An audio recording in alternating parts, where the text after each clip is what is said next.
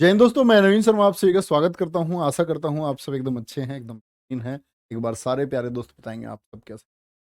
बहुत अच्छे हो। नेहा, सोना, अंकित रॉय, अजय, विकास, वर्तिका, हर्ष, सपना, अमित, देवेश, सचिन, सूरज, जूली, दीपक कुमार, धर्मेंद्र कुमार, कविता, सबका स्वागत है और एकदम अच्छे से स्वागत है। और प्यारे बच्चे, अभी तक हम लोग पढ़ रहे थे आपका दिल्ली सल्तनत के बारे में। दिल्ली सल्तनत के बारे में अगर हम बात करें तो फटाफट से आप लोग कुछ आंसर करना मेरे। तो दिल्ली सल्तनत में हम लोगों ने क्या क्या पढ़ा था आपका। दिल्ली सल्तनत की अगर हम बात करते हैं तो दिल्ली सल्तनत पर कुल कितने वंश हुए? 5 वंश हुए। पहला गुलाम हम पढ़ चुके, गुलाम। खिलजी हम पढ़ चुके, तुगलक हम पढ़ चुके। अब सैयद आज हम पढ़ लेंगे लोधी। कहने का मतलब है गुलाम वंश पहला वंश था और बहुत अच्छे से इन्होंने दिल्ली के साम्राज्य को विकसित किया, राजधानी की कीमत बढ़ाई। अलाउद्दीन खिलजी का प्रयास आप जानते ही हैं, इस समय यहाँ पर 1320 तक में सबसे बेहतरीन काम किया। फिर इसमें आपका गयासुद्दीन तुगलक, मोहम्मद बिन तुगलक और फिरोज शाह तुगलक 1320 से लेकर 1414 यहाँ तक हम पढ़ चुके। तो मैंने कहा कि ये दिल्ली सल्तनत के विघटन का समय था।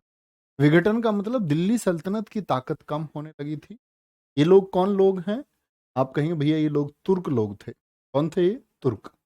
ऐसे ही तुर्क जब तुगलक वंश का अंतिम समय पर, कल मैंने बताया, एक एक दो दो वर्ष के लिए राजा रहे और उनकी हत्याएं होती रहीं, ऐसे ही एक सैनिक के रूप में विकसित हुआ खिज्र खां नामक व्यक्ति दिल्ली की गद्दी को हथिया लेता। ठीक है, क्या बोलेंगे? S4 क्या है? सैयद, ये हम आज पढ़ने वाले हैं। और L4 क्या है? लोधी, ये भी हम आज ही सैयद वंश के बारे में आपको 4 लाइन याद करनी है। इतिहास में छोटा सा काल है, बहुत बड़ा योगदान है नहीं, ना कोई राजा इनका हुआ। आएंगे सैयद वंश। तो क्या बोलेंगे आपका कि तुगलक वंश के विघटन के बाद में जब तुगलक वंश कमजोर हो गया तो एक सैनिक शक्ति के रूप में उभरा व्यक्ति अमीरों की मदद से गद्दी पर बैठता है, जिसका नाम था खिज्र खां। क्या था? खिज्र खां। ठीक है। और उसको रैयत ए आला की उपाधि दी गई। बहुत बार कंपटीशन में पूछा जाता है रैयत ए आला किस शासक को कहा जाता है। ठीक है। इसके बाद में गद्दी पर आया मुबारक शाह।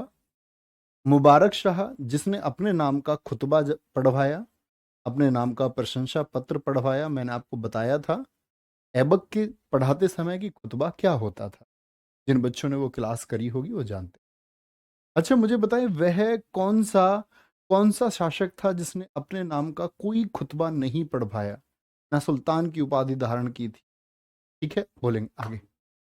आगे आएंगे भैया। ये खिज्र खां अलाउद्दीन खिलजी वाला लड़का नहीं जी, उसकी तो आंखें निकल वाली थी। आपका अगर आपको याद हो मलिक काफूर ने, मैंने कहा था मलिक काफूर ने खिज्र खां और सादी खान की आंखें निकल वाली थी। तो ये वो खिज्र खान नहीं है, ये कभी कंफ्यूजन नहीं रखा। ठीक है।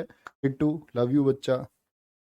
तारीख ए मुबारक शाही, ये पुस्तक है जो किसके बारे में जानकारी देती है? मुबारक शाह ने लिखवाई अपने खुद के ऊपर। और इसके जो राइटर हैं, जो लेखक हैं, लेखक का नाम है याहिया बिन सरहिंदी। बहुत पूछी जाती है तारीख ए मुबारक शाही के लेखक कौन हैं। जैसे मैंने आपको बताया था तारीख ए फिरोज शाही के लेखक कौन है, वो बर्नी है। वो भी बहुत महत्वपूर्ण किताब है। क्या जी? बहुत बढ़िया भाई। बहुत सारे बच्चों का आंसर आया भैया ऐबक ने कोई उपाधि धारण नहीं की। वेरी गुड, बहुत शानदार। कुछ बच्चों का आंसर उठ के सीधे आ रहे हैं। मैं आपको अच्छे छात्र।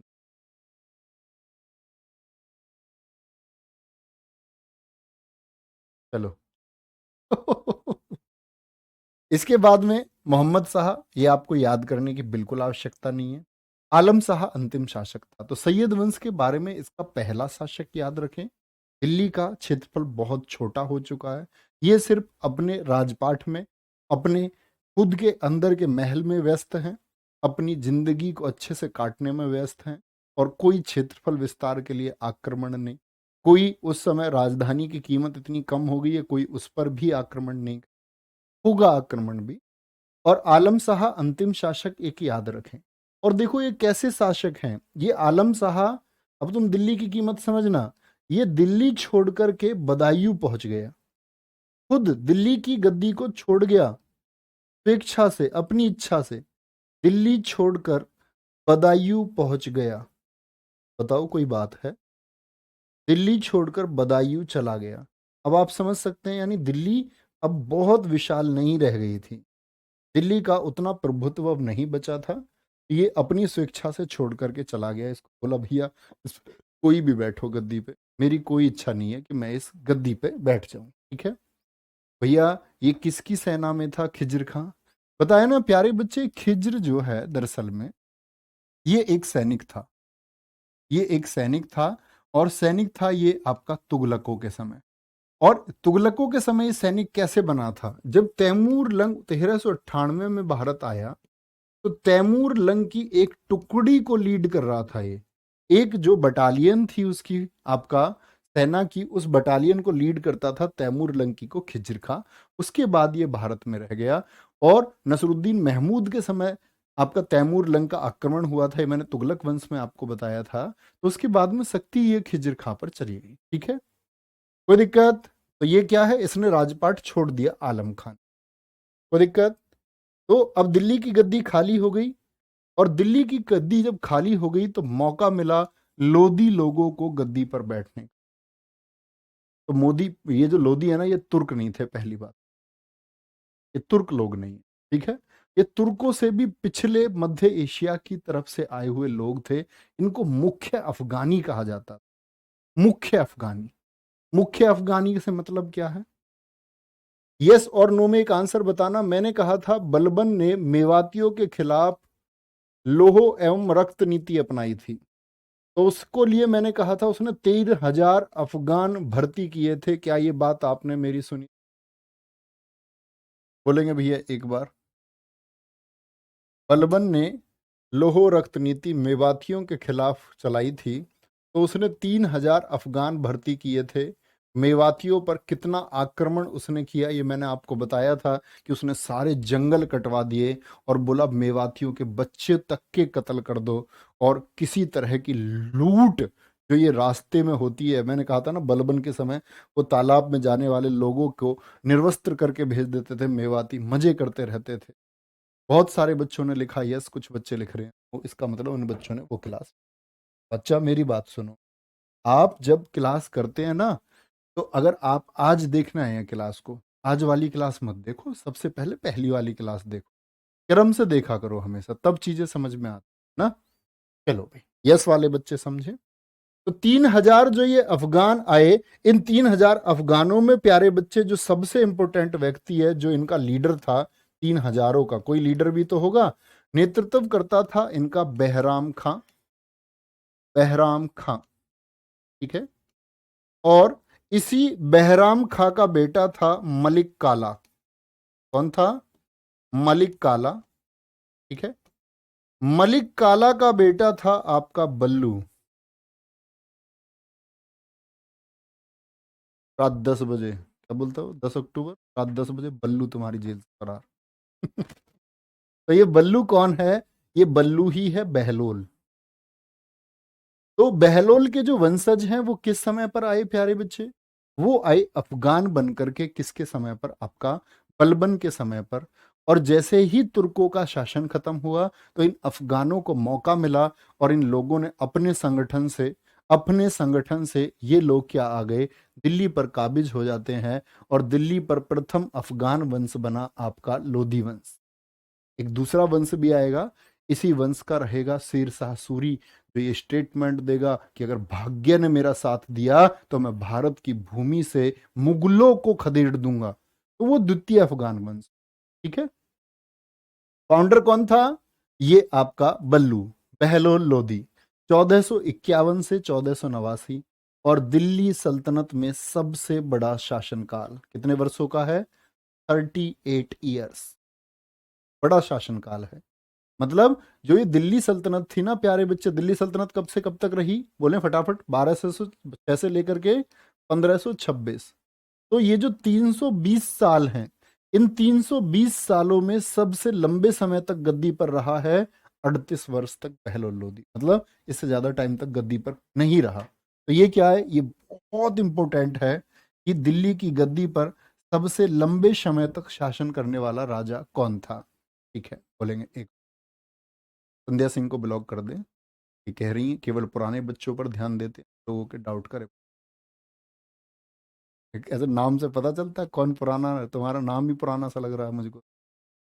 इनको ब्लॉक कर दिया जाए, मुक्ति दी जाए, हमारे शासन से इनको दूर ले जाया जाए, और दिल्ली की गद्दी के समीप भी ये नहीं दिखनी चाहिए, रहने देना। बच्चा पढ़ा करो, मत लिखा करो ऐसी चीज।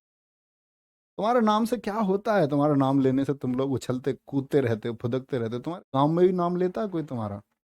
है? बनाओ, तब लेंगे एक दिन, मजबूर कर दो पूरे देश को अपना नाम लेने को। धीरे धीरे धीरे धीरे काम करते रहो, और ऐसा एक टारगेट बनाओ, 20 साल की मेहनत में ये तुम करके दिखाओ, तब लेंगे। भाई मुझसे क्यों नाम, मेरे नाम लेने से क्या होगा तुम्हारा? है? मैं खुद भूल जाऊंगा तुम्हारा नाम लेके कि मैंने तुम्हारा कभी नाम लिया था। और तुमको याद रहेगा कि हिस्ट्री क्लास में मेरा नाम लिया, तो सब होता है ऐसा। स्कूटी वाली नई बात बताती है, ये मत पूछने लग लेना स्कूटी वाली कौन है। दिल्ली सल्तनत काल में सबसे लंबा शासन काल। ठीक है। और बहलोल लोदी के बारे में एक और बात याद रखें प्यारे बच्चे, इसको हम द्वितीय सिजेरियन सुल्तान कहते हैं। क्या बोलते हैं इसको? द्वितीय सिजेरियन सुल्तान। बहुत इंपॉर्टेंट बात है ये, नोट कर ले। द्वितीय सिजेरियन सुल्तान किसको कहा जाता है? ठीक है। एक बात याद रखें, जब ये गद्दी पर बैठा उससे पहले ये मुल्तान का गवर्नर था। क्या था ये? मुल्तान का गवर्नर था। और उसके बाद में इसने दिल्ली में आकर के अपनी सत्ता स्थापित की। तो भैया सिजेरियन से क्या मतलब है? आज प्यारे बच्चे, मैं आपको लोगों को ये बताता हूँ, आप जानते हो कि आज ज्यादातर जो बच्चों का जन्म होता है, नॉर्मल डिलीवरी होती है बच्चों के जन्म की, या ऑपरेशन ज्यादा होते हैं? तो आप कहेंगे भैया आज ऑपरेशन ज्यादा होते हैं। तो जो बच्चा ऑपरेशन से पैदा होता है, उसको बोलते हैं सिजेरियन चाइल्ड। तो ये बहलोल लोदी भी ऑपरेशन से पैदा हुआ था। उस समय ये बड़ी बात थी, आज ये बड़ी बात नहीं है ऑपरेशन से बच्चे होना। पहले तो दाई माँ होती थी, तो पहले बच्चे नॉर्मल होते थे। ठीक है। तो क्या बोलोगे?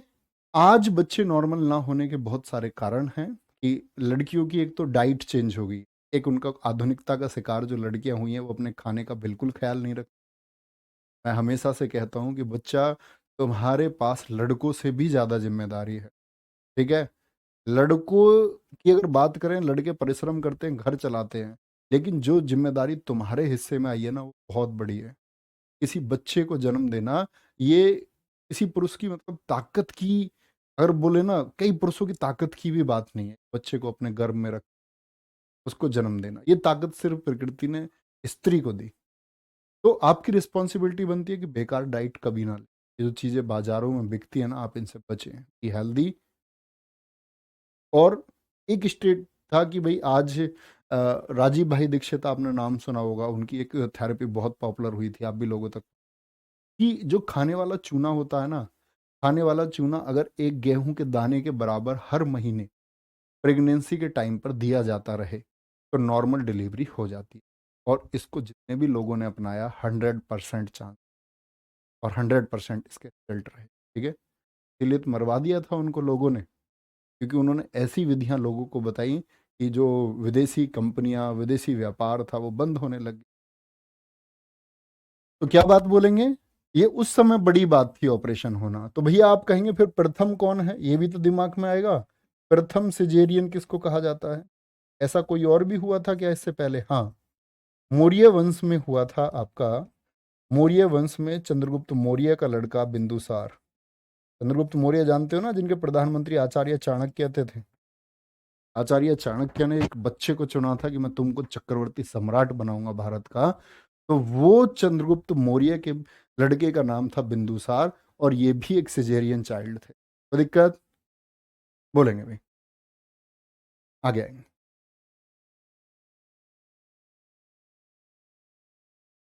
आगे चले। बहलोल लोदी का 2 बार राज्याभिषेक हुआ है। मतलब 2 बार राज्याभिषेक का मतलब होता था कि 2 बार ये गद्दी पे बैठे। 2 बार गद्दी पे बैठे, ठीक है। दरी पर बैठकर शासन करता था। अब ये 38 वर्ष तक इसका सबसे बड़ा शासनकाल यूं ही नहीं है। इसने लोगों के सामने अपनी ऐसी इमेज बनाई कि मैं बहुत साधारण शासक हूं और मैं तुम्हारे साथ हूं, मैं तुम्हारे साथ हूं। आप लोग जो दिल्ली कमजोर उस समय हो चुकी है, बोल रहे कि आप अपनी मनमानी से अपनी चीज कर सकते। तो ये बोलते कि लोगों की सहमति के द्वारा इसका शासन चला। दरी पर बैठ करके शासन करता था। यह चाहता था कि इसका बड़ा बेटा बारबक शाह गद्दी पर बैठे। बारबक शाह इसके बेटे का नाम है। और इसके 2 बार राज्यभिषेक के साथ में एक लाइन लिखी हुई है। फिरोज शाह तुगलक का भी 2 बार राज्यभिषेक हुआ था। पहले थट्टा में, जहां पर याद है लू लगने से मोहम्मद बिन तुगलक की मौत हो गई थी, यस और नो। वहीं पर किसको घोषित कर दिया गया था, आपका सुल्तान किसको घोषित कर दिया गया था, फिरोज शाह तुगलक। वापस दिल्ली लाया गया, इसको फिर घोषित किया। ठीक है। अब देखो 2 बार राज्यभिषेक बहुत सारे राजाओं के हुए हैं। 2 बार राज्यभिषेक, 6 शासक कहे जाते हैं कुल मिलाकर के। और बहुत सारे बच्चे अकबर को समझते हैं तो वो गलत करते हैं। 2 बार राज्यभिषेक जो हुए हैं ये शासकों में, एक तो आपका औरंगजेब है, आगे आएगा औरंगजेब। एक आपका बहलोल भाई हो गया, बल्लू। ठीक है। बहलोल के साथ में एक कौन हो गया, फिरोज शाह तुगलक हो गया, एफएसटी हो गया। एक आपका शेर शाह सूरी, शेर शाह सूरी। ठीक है। एक आपका इब्राहिम लोदी, आई लोदी बोलते हैं इसको, इब्राहिम लोदी। और एक थे छत्रपति शिवाजी महाराज जी। क्या बोलोगे, छत्रपति शिवाजी महाराज जी थे। छत्रपति शिवाजी महाराज जी। ये 6 लोग हैं हिंदुस्तान में जिनका क्या हुआ है, 2 बार राज्यभिषेक हुआ। तो ऐसा भी क्वेश्चन एसएससी ने एक बार पूछा हुआ है, निम्नलिखित में से वह कौन सा शासक है जिसका 2 बार राज्यभिषेक नहीं हुआ है। तो नाम था अकबर का। क्योंकि बच्चे समझते हैं कि अकबर का 2 बार राज्यभिषेक हुआ, ऐसा नहीं था। वो मैं अकबर के टाइम के आपको बताऊंगा। अकबर को जस्ट ही जो उसका मतलब मुख्य संरक्षक था बैरम खां, उसने उस जस्ट कलानौर पंजाब में ईंटों पर बिठा करके उसको बोल दिया था कि अब तुम्हारे पिता हुमायूं इस दुनिया में नहीं रहे हैं, अब तुमको ये गद्दी संभालनी होगी। तो उसको राज्यभिषेक नहीं कह सकते। राज्यभिषेक तो पूरा मतलब प्रॉपर तरीके से होता है। कोई दिक्कत? तो क्या बोलेंगे इसमें, आपका औरंगजेब, बहलोल, फिरोज शाह तुगलक, शेर शाह सूरी, और आपका इब्राहिम लोदी। तो ये 5 तो इस्लामिक शासक थे। ठीक है। और एक कौन थे, हमारे गौरव छत्रपति शिवाजी महाराज जी। ठीक है। इनका भी 2 बार 2 विधियों से राज्यभिषेक। ठीक है। मतलब शासन पर ये बैठाए जाएंगे तिलक करके, राज तिलक करके, सब कुछ। नहीं, हुमायूं का भी नहीं हुआ था। हुमायूं दो वापस दिल्ली जीती थी हुमायूं ने। जब एक बार हुमायूं आपका यहाँ से हार करके चला गया था, जब उसको आपका कन्नौज के युद्ध में शेरशाह सूरी हरा देता है, तो वो 15 वर्षों के बाद आता है 1555 में। ठीक है। 1540 में भाग जाता है। जब वापस आया ना तो दिल्ली की गद्दी पर उसका राज्याभिषेक नहीं हुआ, कभी मत बोलना। ठीक है। चलो, ये बच्चा कह रहा है सर ये दरी है या दूरी है। बच्चा, दूरी पर बैठकर शासन कर सकता है कोई? दूरी पर बैठकर आप बैठ जाओगे, दूरी पर। लंबाई पर बैठ जाओगे आप, लंबाई पर। तापमान पर बैठ जाओगे आप। दरी होती है बिछाने वाली, दरी नहीं समझते हो। चलो, पहले तो ये होता था कपड़े दे करके, आज तो लोग बेडशीट वेडशीट बिछाते हैं। पहले तो जो घर के बेकार कपड़े होते थे उनको दरी दी जाती थी, वो बुन के दे जाता था। हमारे घर भी थी। सिकंदर लोदी। सिकंदर लोदी को जानने से पहले ये एक लाइन जान लें। बहलोल लोदी ने जौनपुर जाकर वहां के शासक हुसैन शाह सरकी को हराकर अपने बेटे बारबक शाह को वहां का गवर्नर बनाया। क्या बनाया? वहां का गवर्नर बनाया। अब मैं आपसे जौनपुर की बात पूछ लेता हूं जरा। मुझे बताएंगे जौनपुर की स्थापना किसने की थी, कमेंट सेक्शन में फटाफट से। जौनपुर की स्थापना तो फिरोज शाह तुगलक के समय पर किसने, आपका ख्वाजा जहां। याद है प्यारे बच्चे? ख्वाजा, क्या बोलोगे? ख्वाजा जहां।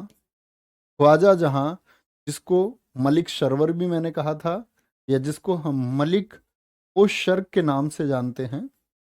मलिक उस शर्क से मतलब था, तर्क से मतलब इसने की थी स्थापना तर्की वंश की। तर्की वंश की स्थापना यूपी के एग्जाम्स में बहुत पूछा जाता है। तर्की वंश की स्थापना किसने की थी? किसने की थी? मलिक सरवर बोले, ख्वाजा जहां बोले, या इसकी उपाधि थी मलिक उस शर्क? क्या बोलोगे आपका? मलिक सरवर। मलिक सरवर, ये चीजें मैं आपको लिखा चुका हूँ। तो ये फिरोज शाह तुगलक के समय पर इसने बनाया था, इन्हीं के अधीन था। लेकिन जैसे जैसे लोधी वंश आया तो यही जौनपुर दिल्ली के लिए सिर में दर्द बन गया। सिर में दर्द किस तरह से बन जाता है? क्योंकि अगर जौनपुर से कनेक्शन कट जाए तो इधर बिहार और बंगाल पर कंट्रोल रख पाना बहुत मुश्किल था। बिहार और बंगाल पर नियंत्रण जौनपुर के थ्रू ही होता था।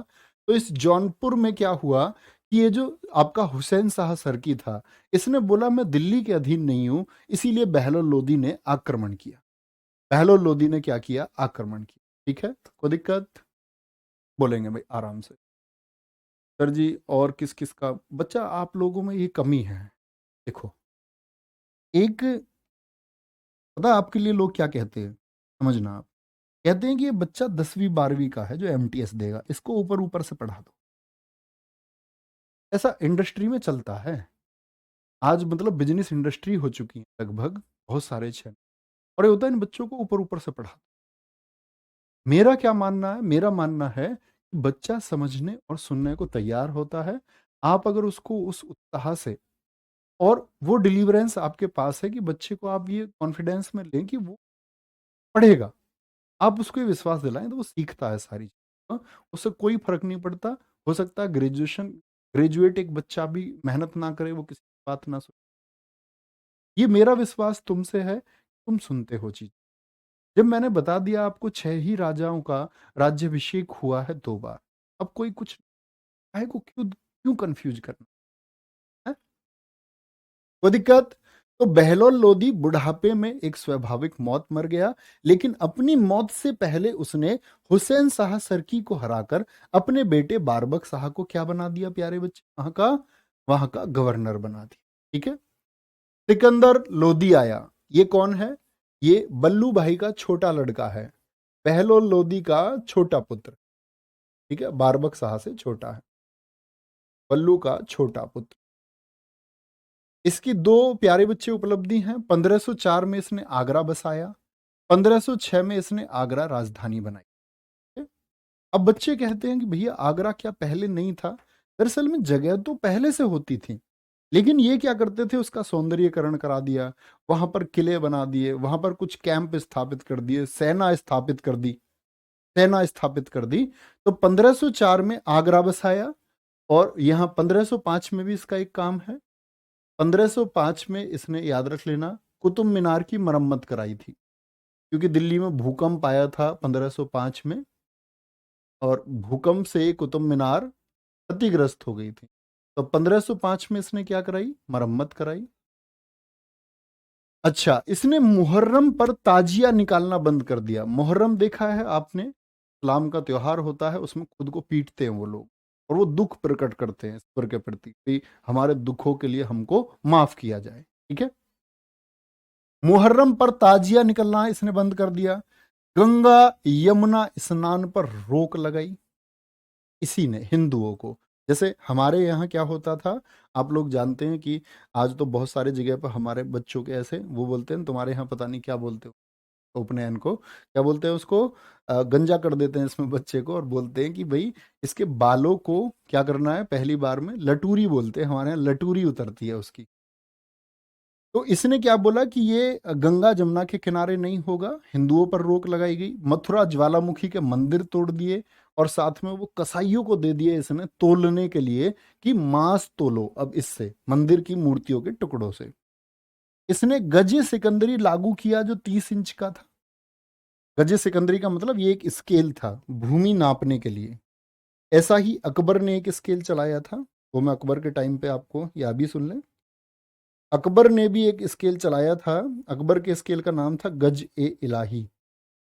और एक क्वेश्चन पूछा गया है कि गज ए इलाही, यूपीएससी का क्वेश्चन है, गज ए इलाही और गज ए सिकंदरी का अनुपात क्या था? तो क्या था, 39:41 था। ये बात याद रख, ठीक है। गुलरुखी शीर्षक से कविताएं लिखता था।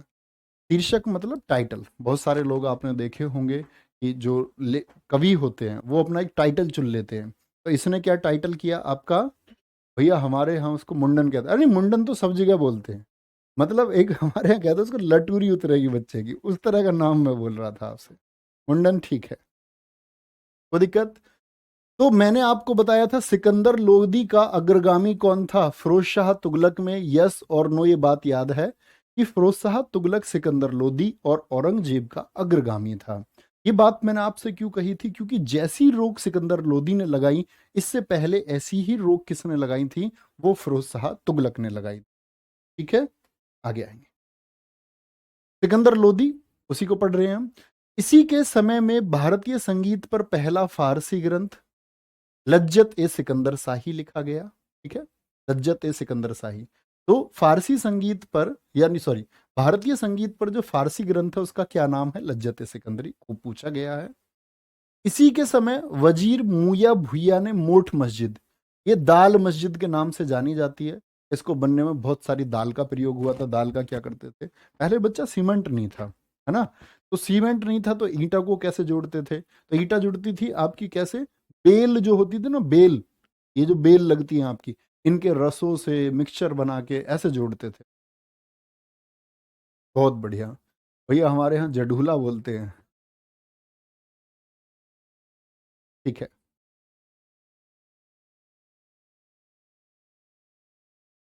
अच्छा बहुत बढ़िया। नाम है इनका ज्योति गोस्वामी और ये लिख रहे हैं सर आई एम कमल गोस्वामी। अच्छा, आप लड़का और लड़की दोनों हैं। ए,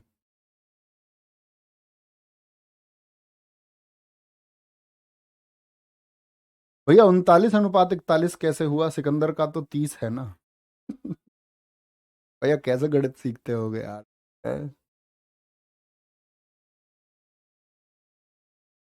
39:41 से मतलब है कि इन दोनों के अनुपातों में दो का अंतर है। इन दो के अनुपातों में कितने का अंतर है, 39/41 को ही तो बोलेंगे। तो कहने का मतलब है, तो ये 30 है, तो ये लगभग इंच में आपका लगभग 31 के आसपास रहा होगा, हम मान। इससे रेशियो है ये इंच थोड़ी बता रहा हूं मैं कि 39-41 इंच है। मैंने तो रेशियो बताया है? अच्छा, अब गणित में लिखते हैं जैसे 4:5। तो 4:5 का मतलब क्या होता है, क्या आप इसको 4 इंच कहते हो फिर? अपने पास से नहीं कहते ना। अनुपात एक, अनुपात का मतलब है दोनों चीजों में अंतर इतना है।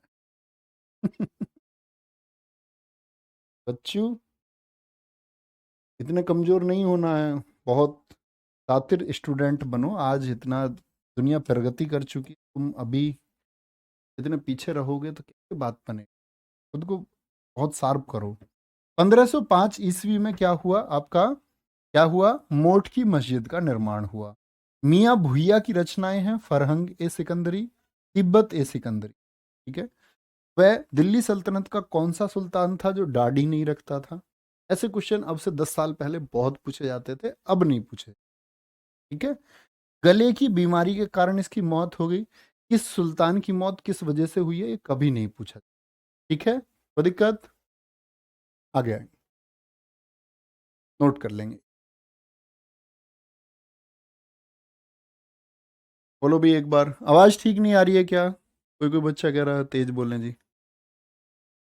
मैं तो रोज के जितना ही बोल रहा हूँ भाई। आवाज देख लेना कुछ। ठीक है, फोन में तुम्हारे चला के दिखाओ मुझे जब पता चले। जूम करना है, ये लो।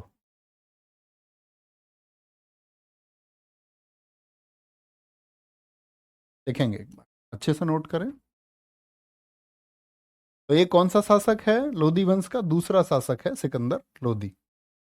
1517 तक ये शासक रहेगा। आवाज तो यार बढ़िया आ रही है, देखना, दिखाओ, सुनाओ। कितनी तेज आवाज आ रही है। तुम्हारे अपने फोन में कोई दिक्कत होगी। ठीक है, बढ़िया आ रही है आवाज। चलो भाई, अब बच्चू हम चलते हैं आगे। बच्चू पटेल क्या बोलोगे? इसका मकबरा कहाँ है? दिल्ली में है। और सिकंदर लोदी के समकालीन, ये सिकंदर लोदी किस किस के साथ था? कबीरदास इसी के समय थे, गुरु नानक इसी के समय थे, राणा सांगा सुशोदिया वंश के जो पूर्वज हैं महाराणा प्रताप जी के, वो भी किनके वंशज थे? वो सिकंदर लोदी के समय पर थे, यानी कि समकालीन है। क्या बोलोगे? सिकंदर लोदी के समकालीन है। किसके वंशज हैं ये? इन्हीं के वंशज थे, महाराणा प्रताप सिसोदिया वंश के। ओके जी, आगे आए। तो इसके बाद में इसकी मृत्यु हो गई। स्वाभाविक मृत्यु के बाद में गद्दी पर कौन आया? इब्राहिम लोदी। और ये दिल्ली सल्तनत का अंतिम शासक है दोस्त। तो अब क्या है, आप समझ सकते हैं कि दिल्ली सल्तनत का अंतिम शासक है, यानी दिल्ली में अब कुछ बचा नहीं है। दिल्ली अब कमजोर हो चुकी थी, और इतनी कमजोर हो चुकी है कि इब्राहिम लोदी दिल्ली सल्तनत का अंतिम शासक हुआ।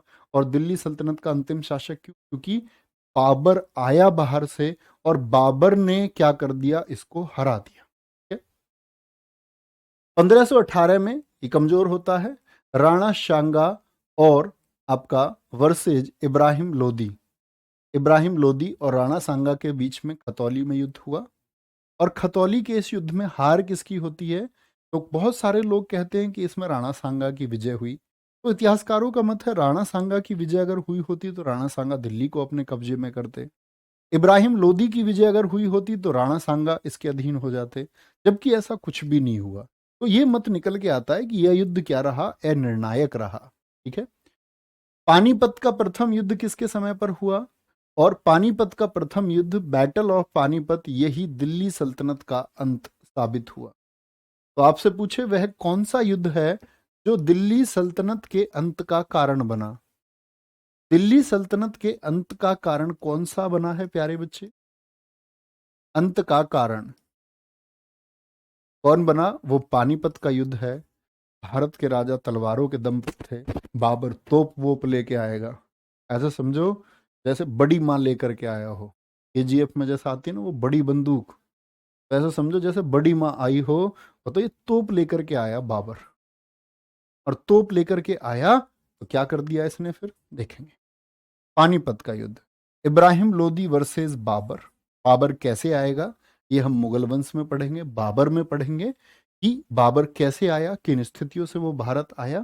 ठीक है, देखेंगे। इसे दौलत खां लोदी ने आमंत्रित किया। कौन कौन लोग थे उसके बारे में भी बात करेंगे।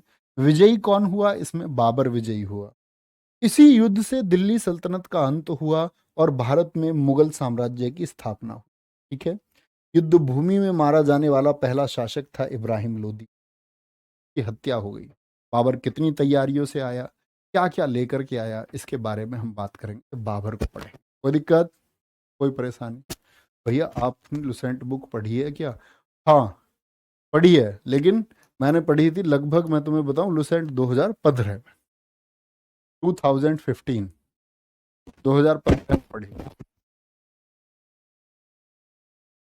ठीक है, कोई दिक्कत? वो अच्छी किताब थी काफ़ी।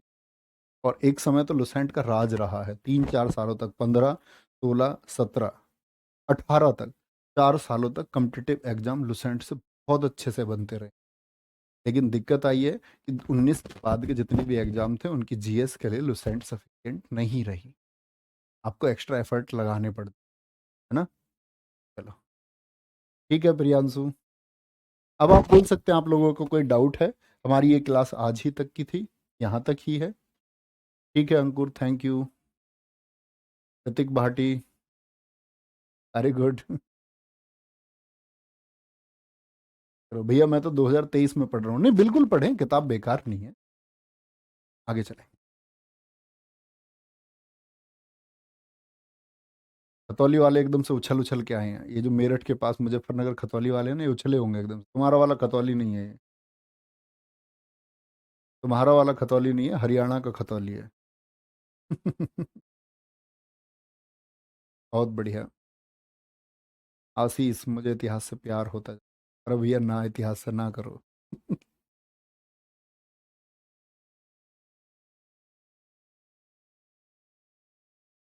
कमेंट धीरे धीरे चलाएं बच्चों ताकि मैं पढ़। बहुत बढ़िया। सर आप कहाँ से हैं? मैं भारत से यूपी। यूपी में हमारा जिला पड़ता है बुलंदशहर। बुलंदशहर और गौतम बुद्ध नगर के बॉर्डर पे गांव है हमारा, सिकंदराबाद से 7 किलोमीटर पहले, मतलब गौतम बुद्ध नगर। मसौता गांव का नाम।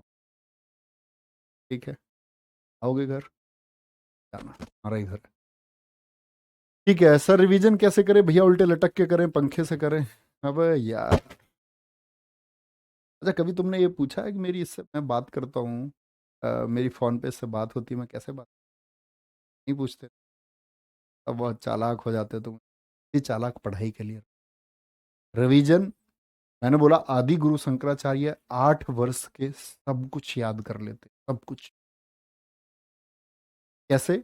ऐसा नहीं कि उनको कोई ऐसे देवी शक्ति आ गई, उन्होंने उच्चारण इतनी बार किया। आप किसी चीज़ को कितनी बार पढ़ते हैं उसका कोई तरीका नहीं होता। मैंने आपको याद करने के लिए स्कैन टेक्निक बता रखी है। अच्छे छात्र उसका इस्तेमाल करते हैं, मेरे पास लगातार मैसेज आते हैं कि बहुत हेल्प। उसी का यूज आप करिए, इन्हीं क्लासेस में बताई हुई है। और आपने क्लासेस क्रम से नहीं करी हैं तो आपने वो टेक्निक भी नहीं सुनी है।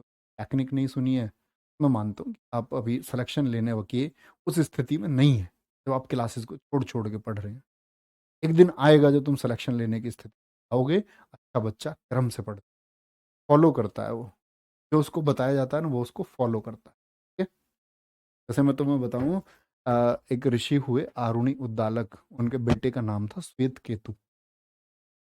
तो श्वेत केतु को भेजा गया गुरुकुल सीखने के लिए कि तुम सीख के आना।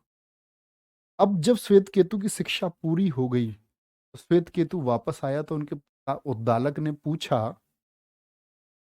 पूछा कि क्या सीख के आए हो? उन्होंने कहा जी सब कुछ सीख के आए, खगोल, ज्योतिष, भूगोल, इतिहास, वेद, वेदांग, उपनिषद सब पढ़ के आया। नाराज हो गए। समझ रहे हो तुम? उनके पिता नाराज हो गए, बोले कि उसको जाना जिसको जानने के बाद में कुछ और जानने की इच्छा नहीं रहती है, या जिसको जानने के बाद में सब कुछ जान लिया जाता है, वो एक चीज जानी? और उन्होंने बोला नहीं, ही नहीं है। उन्होंने अपने पिताजी से पूछा वो एक चीज क्या है? परेशान हो गए, बोले अपने गुरु जी के पास जाओ, उनसे पूछो एक चीज।